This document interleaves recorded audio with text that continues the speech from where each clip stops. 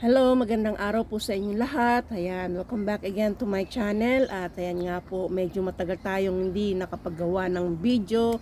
At ayan, tara at pasyalan natin itong mga alaga kong mga desert rose ngayon. At namumulaklak po sila.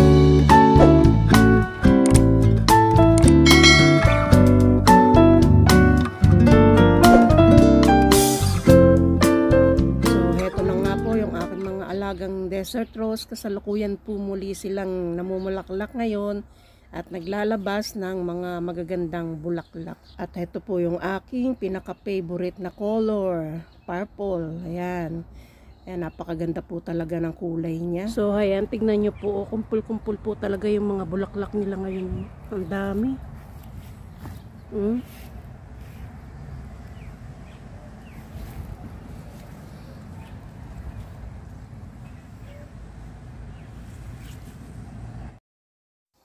Pasensya na po kayo sa boses ko at alam nyo na, kaya tayo hindi nakakagawa ng video nitong nakakaraang linggo at ayan, dinali na naman po tayo ng ubot sipon. Napakainit po, sobrang init ng panahon ngayon. Buti po yung aking mga alaga ay hindi dinadali ng tuloy-tuloy ang pumulaklak nila oh. Yung iba po sa sunburn pero mas gusto po nila yung araw talaga, kaya nga po sila ay desert rose. Prepare nila yung mainit ang panahon. Active na active po sila ngayon. Ayan, tignan nyo, kaya sila naglalabas ng mga bulaklak at gumanda po yung kanilang mga dahon dahil sa pag-ulan-ulan din po. Ayan, ang pinaka season po nila ay spring at summer. Yan po yung pinaka nila active na season ng pagmumulaklak. Yan. Ang mga desert rose ko pong mga alaga ay nasa open area lang po ito. Yan. Maulanan sila, bagyohin sila at maarawan sila. Okay lang po dahil hindi po ako masyadong nangangamba po dun sa kanilang mga lupa na inilalagay ko dahil ito po ay well-drained soil. Mabilis pong mag-lose yung tubig kahit sobra po, sunod-sunod po yung ulan. Tingnan nyo naman sunod-sunod po yung bagyo rito sa amin, mga cyclone, pero kahit paano nakakasurvive po sila. Napakaganda po nitong isang to. So ayan, meron din po tayong yellow na desert rose. Ayan, mag-ikot-ikot tayo dun sa iba pa. Pakita ko sa inyo lahat. So ayan, meron din tayong mga single.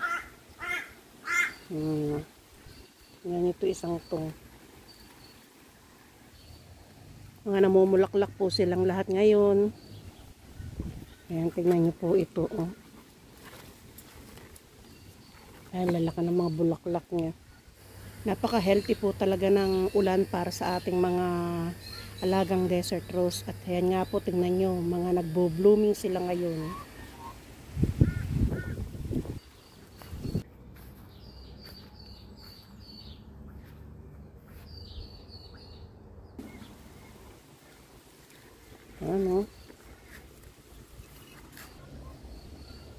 Ito, napaka-cute.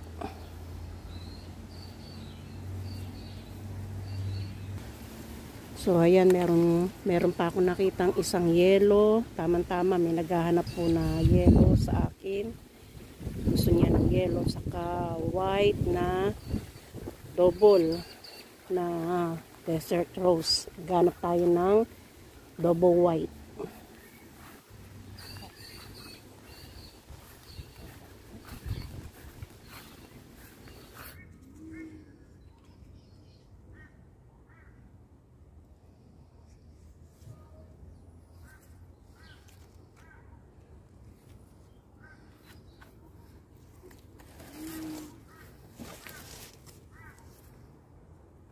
So ayan nga po, medyo dumadami na po yung ating mga alaga, kaya yung iba po binebenta ko na rin para mabawasan po. Mahirap din po kasi yung maraming alaga. Maraming iniintindi po kasi pagka maraming alaga hindi na maasikasong mabuti yung mga halaman. So heto, meron pong white dito pero hindi po siya double. Siya po ay multi-petals kaya hindi po pambenta to. So hayan, hanapin ko po yung pambenta ko na double white. Marami po dito pero pipili po tayo ng medyo maayos. Sana kaya yun? Marami ako nakikita pero hindi po maganda kaya ayan, baka doon sa isang patungan ko. Ito, napakaganda nito. Oh, cute.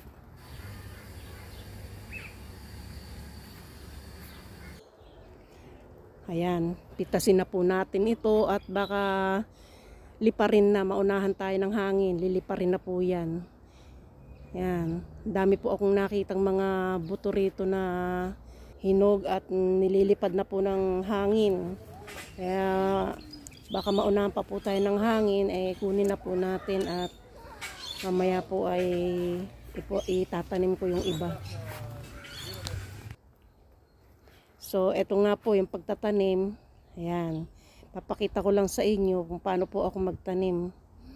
Tatanggalin po natin yung parang mabalahibo niyang sa dulo, yung magkabilang dulo po.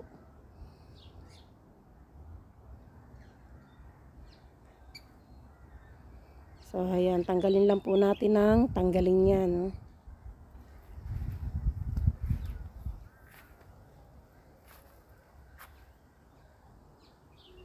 So, ganito lang po yung gagawin ninyo kapag nag-alaga po kayo ng desert rose at kapag nagbunga po siya, malalaman nyo po yung seed pod po parang sungay. Dalawa po yan, minsan po nagtatatlo pa. Ayan, pagka pahinog na po siya, makikita nyo po yung kanyang seed pod ay bubuka. Bubuka na po paunti-unti. Ngayon, pagpahinog na yan at hindi nyo naagapan, liliparin na po ng hangin yan. Kaya agapan nyo po. Pitasin na. Prepare ko lang po yung paglalagyan natin ng propagation natin.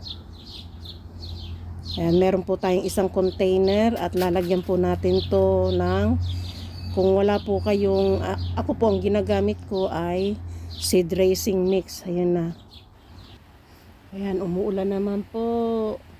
Andito lang po ako sa may succulent house ko. Kaya, ayan, diretso po ang ating Hindi pa tayo abutin ng ulan. So, ayan, nalagyan na po natin ng seed raising mix yung ating container. At, ayan, sabog ko na lang po dito.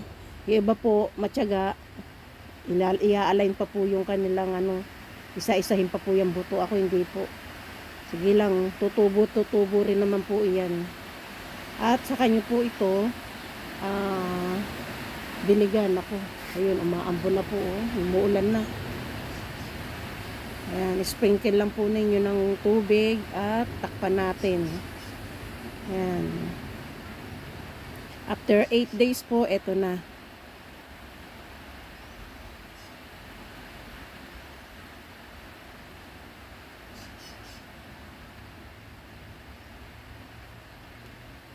Ayun, may nakikita na po akong kulay berde dun sa container. So, ayan, sa 7 days po, mag-i-sprout na po yung ibang mga seeds propagation ninyo. Kaya, ayan, ganyan lang po ang gawin ninyo pagka magpo-propagate. So, hanapin na po natin yung aking hinahanap na double white. Ayun, meron tayo. So, heto Pwede na pong pambenta to. Lagyan natin dun.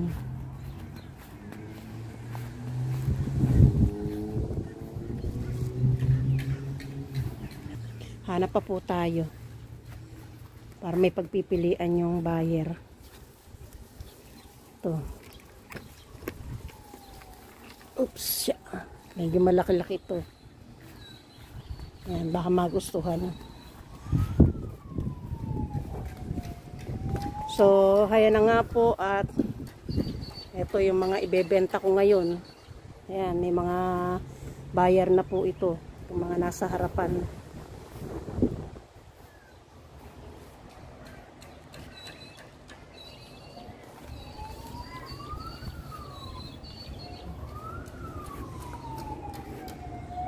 Yung ba nahalata tuwing magbibideo ko may dumadaang ambulansya. Nasa malapit lang po kasi kami sa ospital. Kaya yan, daanan yung mga ambulansya. Tingnan nyo po ito. Ito po ay pambenta rin to. Ginagawa po ng asawa ko yan. Napatungan po ng mga halaman. Ayan, tingnan nyo. Ayan, dito po sa Australia, maganda po talaga yung may diskarte ka. Maganda po kasi ang pera dito. May value.